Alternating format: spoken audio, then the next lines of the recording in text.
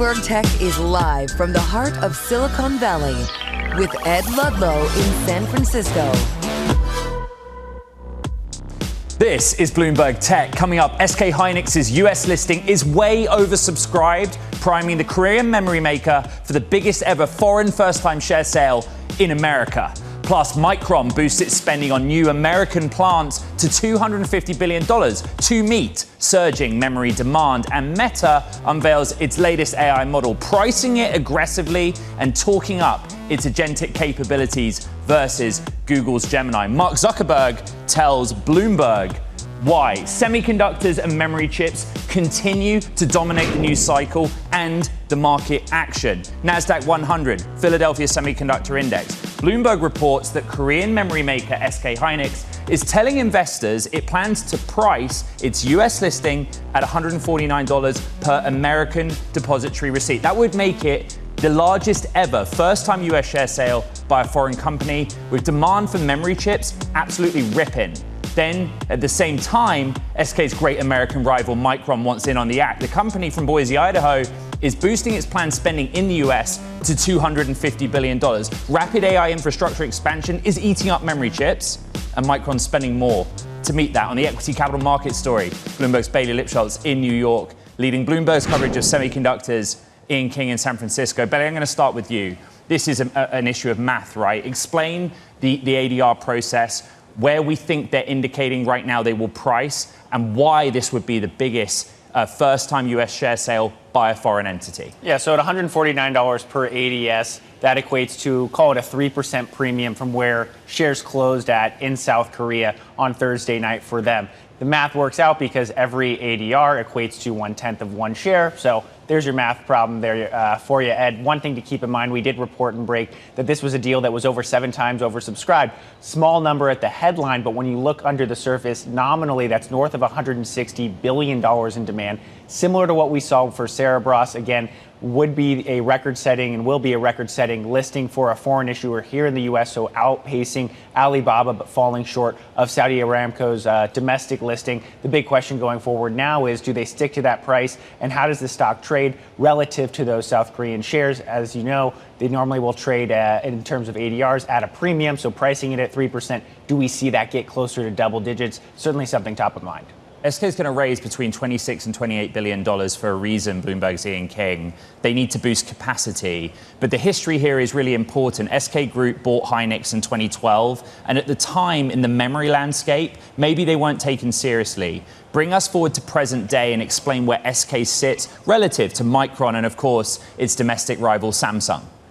Yeah, I mean, this is really a rags to riches story. This is a company that, was in trouble and was quite likely came very close to being bought by its competitor Micron, and Samsung refused to buy it as well. I mean, it's come an incredibly long way. And if you look at it from the investor perspective, we've got revenue tripling to more than $200 billion this year at an 80% gross margin. So, it's come so far and done so well. Ian, every memory chip also starts with a silicon wafer, and big news story this morning was Micron boosting its US investment to $250 billion from $200 billion, so it's $50 billion more. But it's a bigger story about re-onshoring capacity. Explain that to us. Yeah, I mean, the big story really, and this is what ties SK to Samsung to Micron, is how much capacity is going to get put in place, but more importantly, how quickly. There's no doubt that demand is very, very strong right now. Nobody is saying that over the next 2 years or so that we're going to be in anything like balance or an oversupply.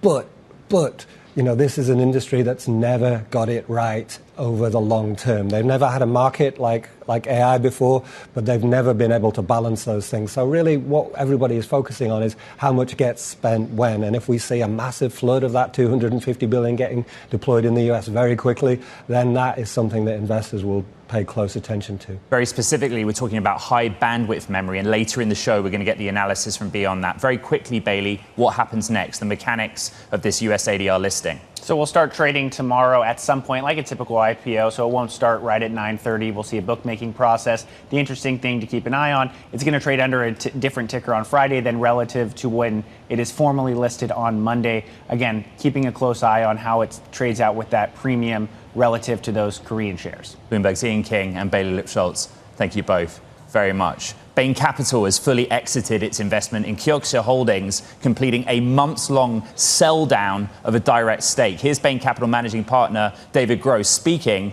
with Bloomberg Sherian. We have, we wound down that stake.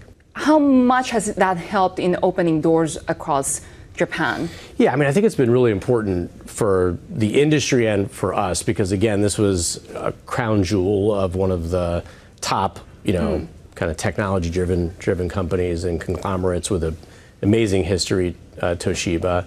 A lot of parties and stakeholders were involved, so there were a lot of eyes on whether this was going to work, and it's worked spectacularly for really, I'd say, all the stakeholders involved. Bain says a special purpose investment vehicle is set up for SK Hynix, still holds a 14% stake in Kioxia. That's basically everything you need to know in chip news this morning. The AI trade is finding its footing again in the moment. Chip stocks rallying, Micron spending more, investors appearing enthusiastic about SK Hynix's imminent US listing, despite recent volatility, and we've been over that in great detail. Katrina Dudley is with us, Franklin Templeton, senior investment strategist. Very interesting week. Maybe that's putting it mildly. It's good to see you. Is there any common thread to the volatility? Chip stocks have been going up and chip stocks have been going down. Why?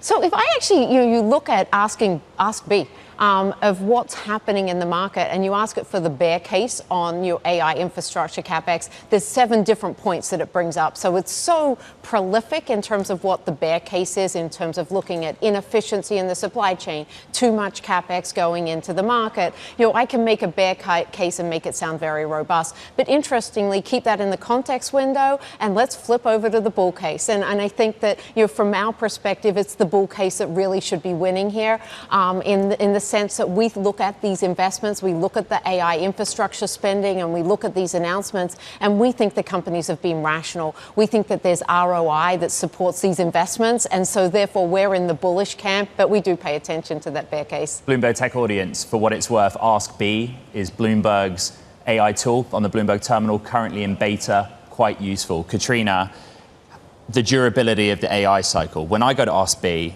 I always ask, zoom out from the headline or the movement in the moment. What's the theme? What's the story? Durability is what always comes back. Yeah, and durability, I do think, is at least here through 2026.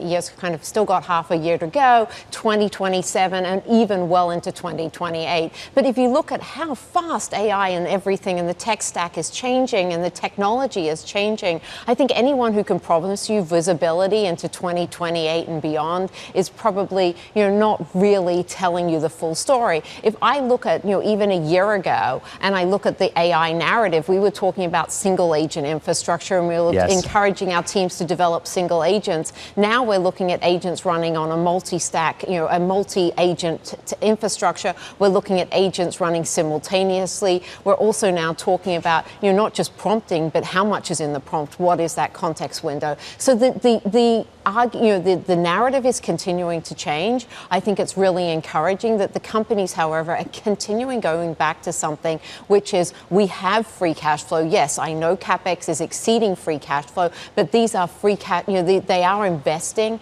and they are very focused on ROI. Another thing that kind of gets spit out at you is even if you just read the kind of markets commentary is what happened in semiconductors was technical and structural. Mm-hmm. There was a massive quarter that we ended. Yes. Year to date, the gains are astonishing. And then the market kind of pulled back a bit. Most people see that as healthy, don't they? A lot of people see it as healthy in terms of, the market's trying to get things right. And the fact, if I look at what drives market, it's earnings growth. So I look at, what type of earnings growth we're seeing at these companies, and we are seeing 19-fold increases in earnings. So it's earnings growth that is driving the stock price. Yeah. And the thing is, the question is, what's the sustainability of that? And I listened to one of the podcasts that Bloomberg was hosting about SK Hynix and Samsung, and looking at the capacity numbers, looking at the spend, it seems like it's quite rational. So let's end the conversation here. What is the most important metric, right? The textbooks tell you that historically it's cyclical, boom and bust on memory. If one of these companies comes out with a timeline for supply to improve, is that valuable to the market strategist? What is it you're looking to hear? I think we just want to hear that these are ROI positive investments. I see. Because as long as it's ROI positive, it's going to be something that creates value in the long term. So that's what we think is the key message. Katrina Dudley of Franklin Templeton here with me in New York City. Really appreciate it. Thank you very much. Coming up, I think we're going to go to private markets. Founders Fund partner Delian Asparouhov joins us from Sun Valley, Idaho. We're going to discuss the state of the space economy next. He's also, of course, the chair of Varda. This is Bloomberg Tech.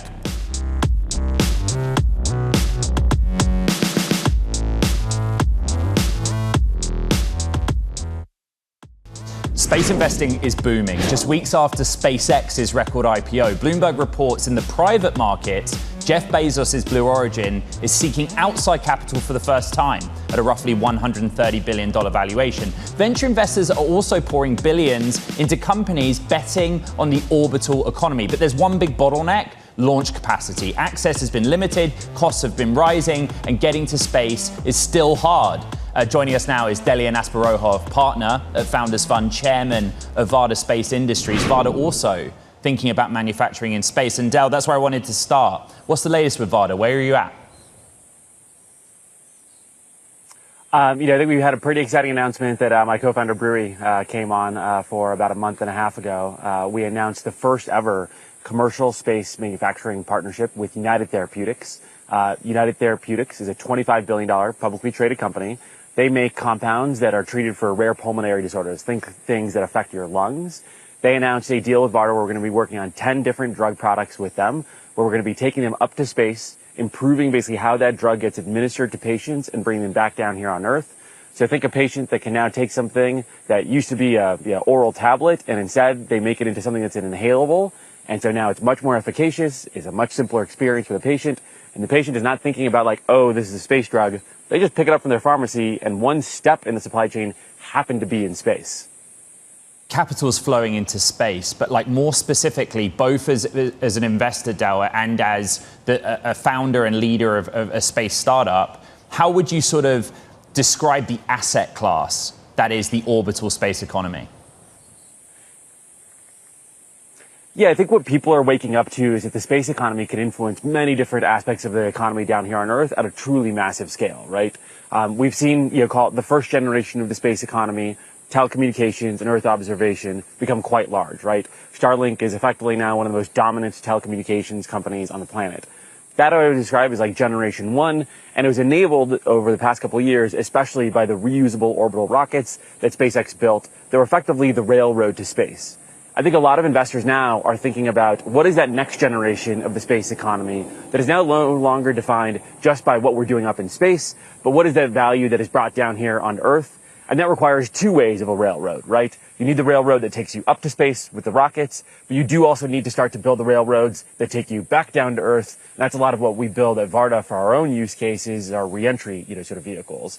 As investors, we're also really studying the broader supply chain to enable the space economy that are all the subcomponents that are down here on Earth. Ed, we've spoken before about one of my portfolio companies based out in Bulgaria, Endurosat. They build satellite components for a lot of major U.S. companies where the U.S. company may be the system integrator and the mission operator, but they're building the underlying GPS chips, the solar panels, the satellite components. Another one that's come on your show recently that's doing quite well, Hadrian. They basically operate these automated factory facilities where they build a lot of the parts that go into a SpaceX rocket, an Anduril drone, a Varda capsule, and they just announced a huge deal with the Navy. So you're seeing just all these tailwinds. SpaceX is obviously the sort of leading sort of company in the space, but you're seeing tailwinds, and that's just showing up in Rocket Lab now being a $70 billion company. Hadrian, having a ton of sort of momentum. Impulse Space. There's just like a whole suite of logos that are doing quite well. We're showing pictures of the view from the Varda capsule in space, right? And what you were just talking about is the bit of most interest with a future orbital economy. It's bringing the payload back to Earth. Of course, SpaceX has just demonstrated Starfall.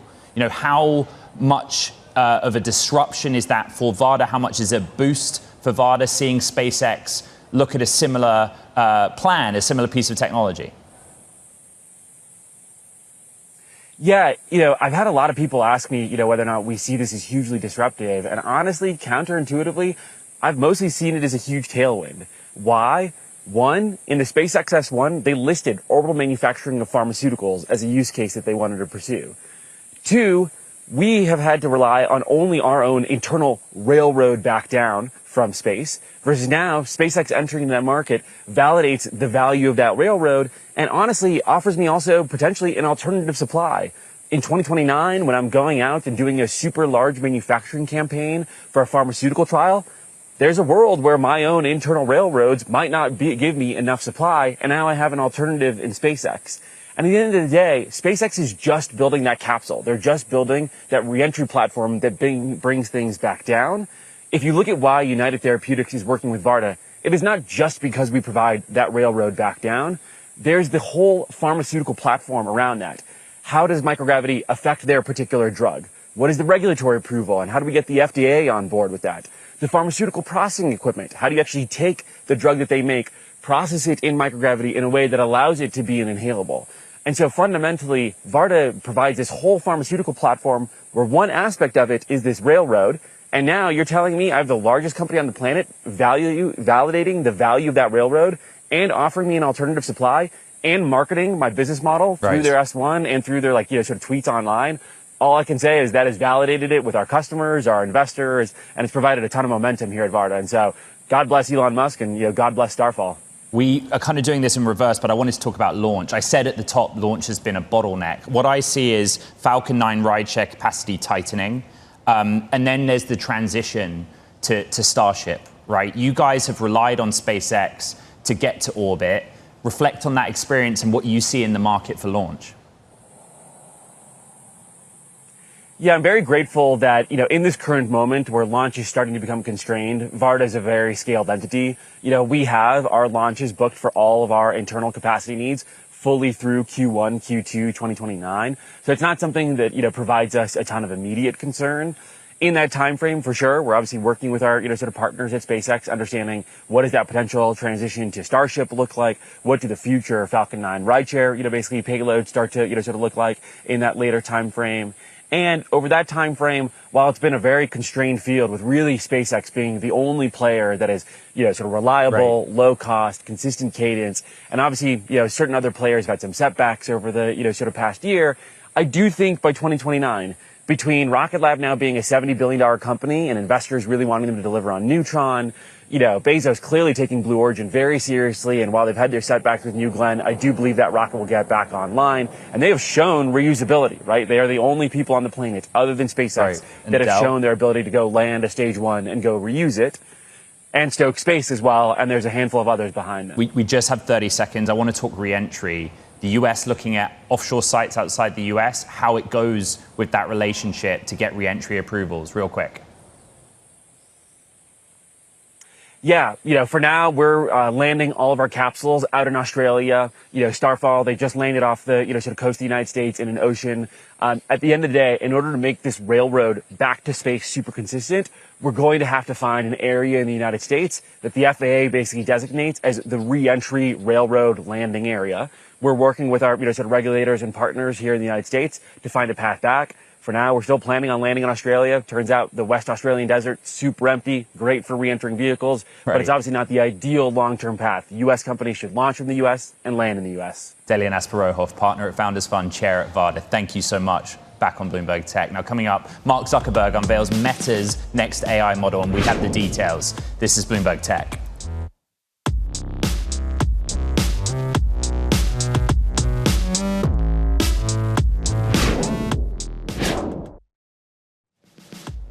Meta unveiling its latest AI model, moving closer to delivering a personalized AI assistant to the masses. CEO Mark Zuckerberg telling Bloomberg Muse Spark 1.1 includes a new paid tier for developers. I want to get out to Bloomberg's Kurt Wagner, who did the interview with Mark Zuckerberg. And this is all about how aggressively Meta is pricing access. You discussed that with Mr. Zuckerberg at length. What did he say? Yeah, he was critical of pricing from other AI labs, saying that they were basically, taking too much margin, and that his goal is to make this as affordable as possible because he wants to reach as many people as possible. I think this is sort of a classic Meta thing. They try to get their products into as many hands as they can and then sort of worry about making money after the adoption is there. I also think there's an element here of trying to lower the price of tokens industry wide. If Meta comes out with a very low competitive pricing option, maybe some of those other companies are going to have to lower their prices as well. Meta is also a consumer of those tokens from other companies, right? So this could lower their pricing as a customer in some ways. But yes, essentially, he's very much trying to undercut the competition here with this API pricing. So then there's also like the question is 1.1 any good? Prior models from Meta have just underperformed on a benchmark basis against the big guys, Anthropic, OpenAI. What did Zuckerberg say about what 1.1 can actually do and how it stacks up against, I don't know, Google's Gemini, for example?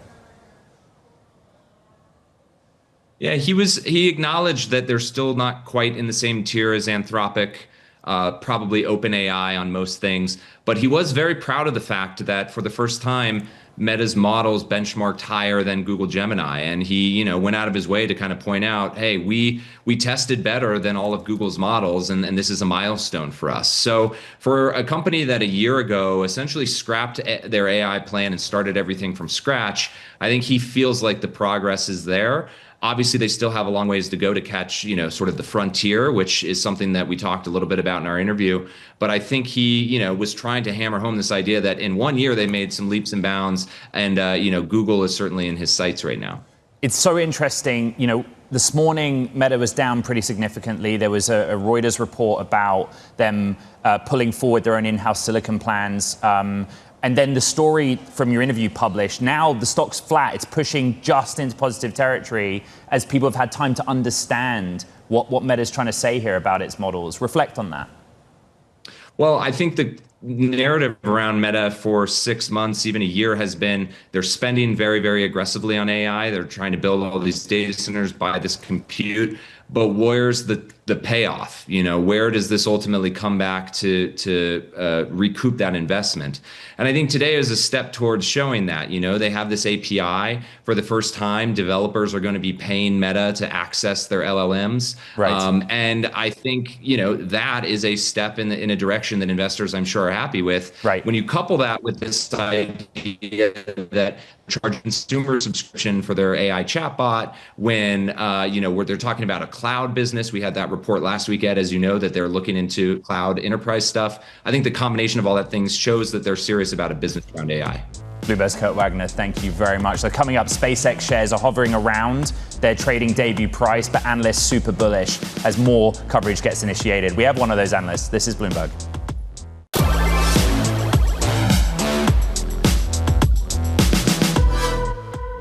Welcome back to Bloomberg Tech. Chip companies, semiconductors are the story, particularly in financial markets. Look at the NASDAQ 100, we're up 1.4%, but outperformance on the Philadelphia Semiconductor Index, in part because we are literally imminently going to get SK Hynix's US listing, and those ADRs will be the biggest US first-time share sale by a foreign entity. A lot of coverage of that still to come in the program. Then there's Micron. Micron significantly gaining as it expands its US investment commitments to spend $250 billion. That's up from $200 billion.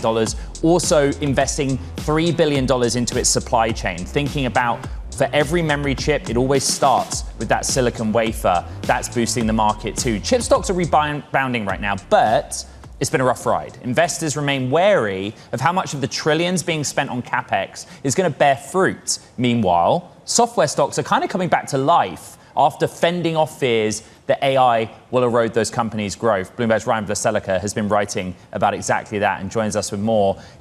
Again, one session a market does not make, but zooming out a little bit, that's kind of the summary of your report this morning.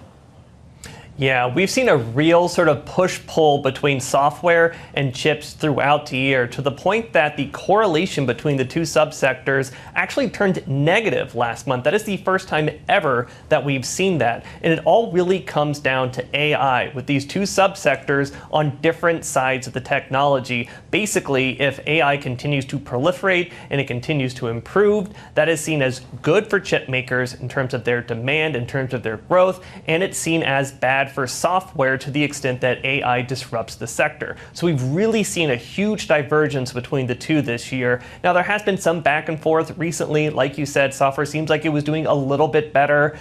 Chips seemed like they were coming back a little bit. Today, of course, scrambles at some, but really the trend has been very intact in terms of the divergence between these two groups. Yeah, that chart shows it, right? Still massive outperformance on a longer period for semiconductors. There's a story on the Bloomberg today. Starbucks taps AI to cut reliance on Microsoft and IBM software. In the moment, software is taking a hit on this report. Explain it to us.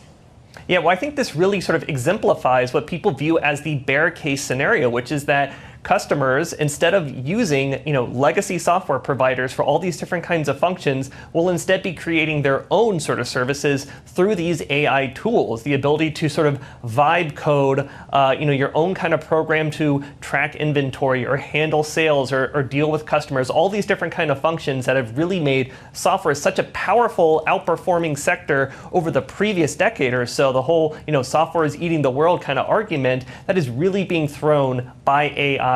And the idea that some of these legacy software companies, they're going to really see their growth eroded, their pricing power eroded, their margins pressured because of offerings from these AI native companies. So the fact that Starbucks is doing this and kind of able to do it well enough that it may not need Microsoft or IBM, I think that really just speaks to the underlying fear that people have had throughout this year. Bloomberg's Ryan Vlastelica. Thank you very much indeed. Take a look at SpaceX and where we're trading on Elon Musk's space company right now. Kind of interesting on the stock because we are very close to that debut trade. $150.20 is where we're at right now. The opening trade of the biggest IPO in history was $150 flat. The underwriter quiet period is now over, so Wall Street is weighing in on SpaceX. William Blair's Louie DiPalma initiated coverage with a bullish outlook, raising his expectations for the company after news that rival Blue Origin is seeking outside funding. The story we did earlier. Louie joins us now. It's dynamic, right? Capital is flowing into the space economy. Just start with the basics of your thesis on SpaceX, right? How much in your target, your price target for this stock you assign to the space launch business with the bigger, longer-term AI story behind it? Fantastic. Thanks for having me on. In terms of the specific question, we use the general formula Starlink, Starship equals Starbucks. You were just talking about Starbucks on the previous segment. Previously, we assigned a $300 billion valuation to SpaceX's launch business, which was only a fraction of the total roughly $2.2 trillion total company valuation. I think the company went public at around 1.8 or 1.9 trillion. But Starlink and the data center business right now are what's producing the Starbucks here, in that Starlink has quite honestly taken over the entire telecom industry. We have, for the past decade, covered satellite communications providers such as Viasat, Iridium, Gogo, and AST Space Mobile. And Starlink has won a ton of customers across the in-flight connectivity sector, residential, and for data centers, it was widely reported that SpaceX won the leases with Anthropic and Google. So they're firing on all cylinders, or nearly all cylinders, I should say. Louie, I'm sure you did, and many did, study the prospectus very closely. And all of those future business lines, be it orbital data center and things even more further afield on that, are predicated on SpaceX getting Starship A, to work, be human payload rated, and be reusable. My question to you and all of the sell side going forward is, every time there is a Starship test launch, how closely is that going to impact the stock and be tracked for its success? Yeah, so they've done 12 Starship launches. I think they're going to do the 13th. And every time, they launch Starship, they learn something, and there's iterative improvement.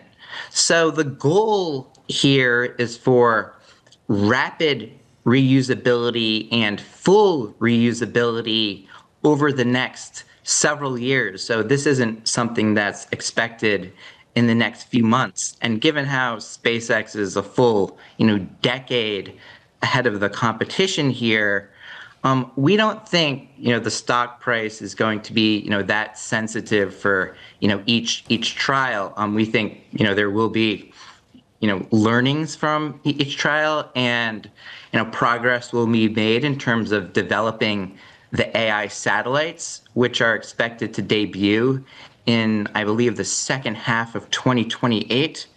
So I don't think there's going to be very high sensitivity. I think there will be more sensitivity, if Google or Anthropic were to suggest that, they wanted to terminate their data center leases with SpaceX, given, the huge dollar volumes. Well, it was Musk in the first instance that was suggesting those were short term and sort of disputed the longer term nature of them anyway.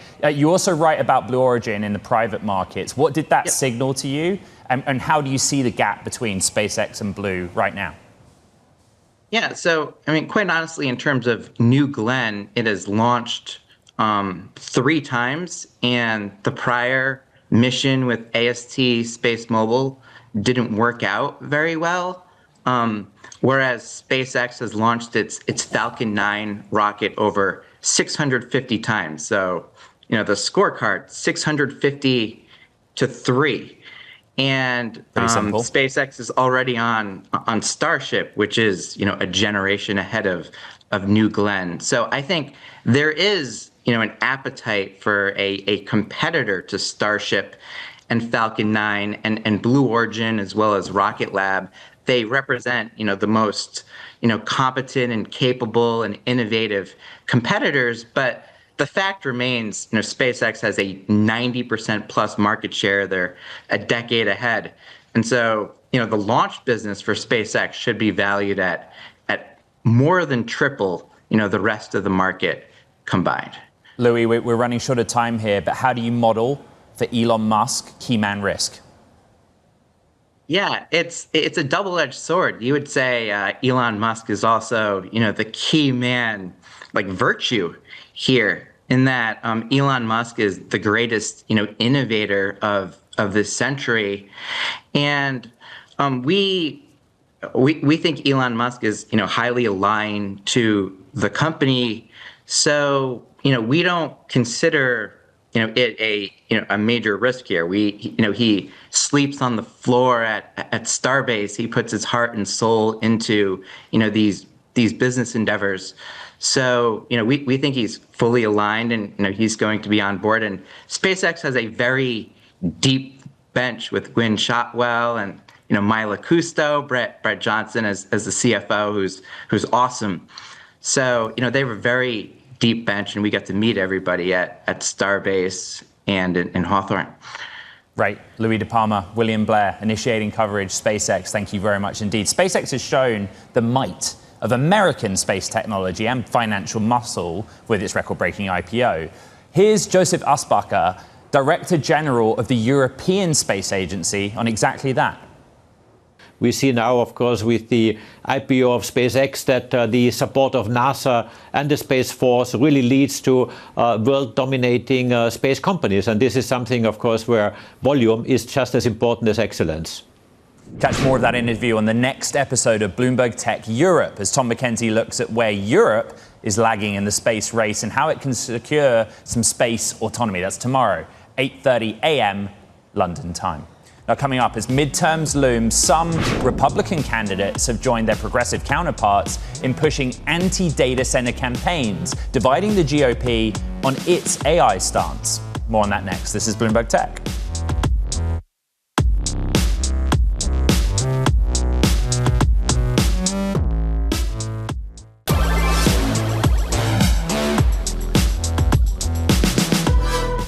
Little in Washington is bipartisan these days, but both the Trump administration and Vermont Senator Bernie Sanders see AI as a way to finance a new sovereign wealth fund. Bloomberg's tech editor in DC, Mike Shepard's with us. We've been talking a little bit more regularly about the idea of a US sovereign wealth fund. Previously, Shep, in connection with whether the US should or should not take stakes in AI companies. But there's this deeply reported Business Week piece out. There is agreement here. There really does seem to be some common ground on the idea in general terms, but both politically and in terms of practicalities, Ed, there are a lot of hurdles. You know, this is an idea that actually predates Donald Trump taking office. When he was a candidate in September 2024 in a speech at the New York Economic Club, he called for creating a sovereign wealth fund that would be seeded with the revenue from the tariffs he was talking about at the time. But that has evolved. Some of the thinking now is aligning with proposals that have been on the table from Sam Altman and others in the AI industry for the government to take stakes in their businesses, to have some skin in the game, to feel some responsibility at the government level for the process and the progress in terms of developing this cutting-edge technology, but then also find a way to redistribute those returns. But the common ground really ends there. President Donald Trump has panned this idea from Bernie Sanders, which would call for taking up to 50% stakes in these companies and then handing back a 5% dividend to the public on an annual basis. The president has said, I had the idea first, and he just doesn't think it would work. Right. The president's also said, well, everyone else has a sovereign wealth fund, so the United States should have one as well. And when I look at that chart and I reflect on like some of my prior beats, Tesla, for example, or some of the deals that are happening in the AI space, Norway at the top, but some of the Gulf sovereign funds are very active in that AI sector. What do we know? Well, certainly, when you think about a sovereign wealth fund, you really look at it in terms of, the nations that you just mentioned, Norway, Saudi Arabia, Qatar. These all have, and Singapore, of course, have all really, kind of laid the table for how a sovereign wealth fund should be run. Fed by natural resource income, especially if you think about energy-rich states like Norway and Saudi Arabia, and then using that money to support projects and diversifying the economies as we have seen in both those countries. The difference here, though, Ed, is that the U.S. really is running just off the charts deficit numbers every year and a debt load overall that really raise a lot of questions about the practicality of a sovereign wealth fund. And then there are also just the logistics. Who would run it? How would it be seated? We've talked about AI. We've talked about tariffs possibly. And so far, the president, who did sign an executive order in February 2025 to try to set this whole thing in motion, we really have not seen much progress toward this since then. And so the conversation is happening there, but the two sides, Republicans and Democrats, are really far apart. But in the meantime, we have seen the government through various agencies, including the Pentagon, the Treasury Department, and the Development Finance Corporation have been investing in companies. Of course, we've talked so much about the Intel investment, but they have also acquired stakes in a number of rare earths refiners and other companies in that space. So we may not have sovereign wealth fund with capital letters, but we sure have the makings and shape of one at a smaller scale. Bloomberg's Michael Shepard, thank you very much. The GOP's divided over data centers. As the midterm elections loom, some Republican candidates have joined their progressive counterparts by running anti-data center campaigns, despite President Trump's big tech alliance. Not everyone's on board. Bloomberg's Emily Birnbaum joins us with the details. It's so interesting that we've tracked this earlier, I feel like early in the cycle, but it is an issue. And now the campaigns are responding, it seems, to the sentiment of the American public. Yes, exactly. So poll after poll shows that Americans do not want data centers built in their backyards. They're skeptical of the enterprise. They don't like it at a local level. They don't like the sound. They don't like what it does to their utility bills. And they also don't like what it means symbolically. So I spoke to a lot of experts for this article who said, data centers have become sort of a symbol of an unfettered elite that rigs the system in their favor, runs roughshod over local regulations, things of that nature. And so candidates are picking up on that grassroots fervor on both sides of the aisle. Within reading your report, and again, so detailed, there is different approaches, the hardline approach, some Republicans taking a middle ground approach. What would be the distinction between a hardline and a middle ground approach on data center? So hard line would be no data centers in our state. I'll protect you from data centers. And then there's sort of a middle ground approach taken by Florida gubernatorial candidate Byron Donalds. He's very aligned with President Trump. And his whole tact is I will make sure that they pay for their own energy. They're not going to drive up your electricity bills. They're not going to make your life worse. So accepting data centers as a reality, even inviting them, but saying, you'll be protected from the excesses of them. And it's very interesting in the Donalds case.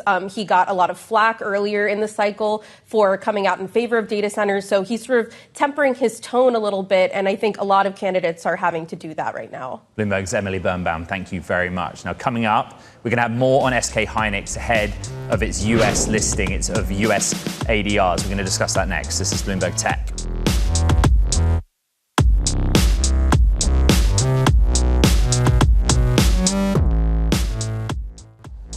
One big story making waves in the gaming world, Microsoft's Xbox is doubling down on one of its biggest franchises, Fallout. As part of a broader restructuring, Obsidian Entertainment is cancelling several projects, laying off about a quarter of its workforce and shifting its focus to a new Fallout game. It will be the franchise's first new title since 2018's Fallout 76, which has reached more than 23 million players. The move comes as Xbox CEO Asher Sharma refocuses the business on its biggest blockbuster franchises following sweeping job cuts across the gaming division. Microsoft shares are under pressure, but remember that story earlier? Starbucks tapping AI is hitting some of the software names. Let's get back to SK Hynix and their blockbuster US listing and ADRs. Mandeep Singh of Bloomberg Intelligence is with us. And look, BI is taking different tracks in its research of SK.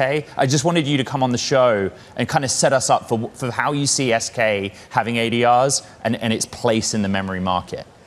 I mean, overall, I see it as a big positive that, you've got a big player which American investors didn't have access to in a market that has got really strong fundamentals, at least for the foreseeable future. And so from that perspective, I think the timing seems to be perfect.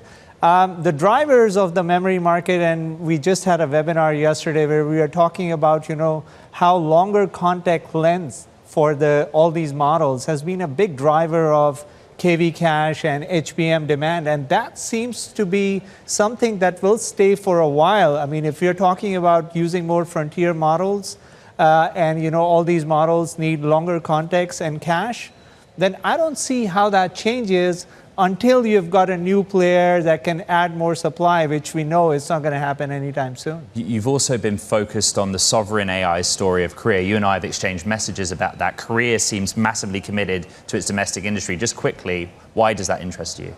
Because, if they have the backing of the government, and there was talk about $880 billion over, multiple years, that's very similar to how TSMC built its fabs and, its moat over time. And, having the backing of the sovereign is huge in terms of both setting up factories in Korea and also abroad. And I think that's where doing it at the leading edge, which is what these companies have been doing.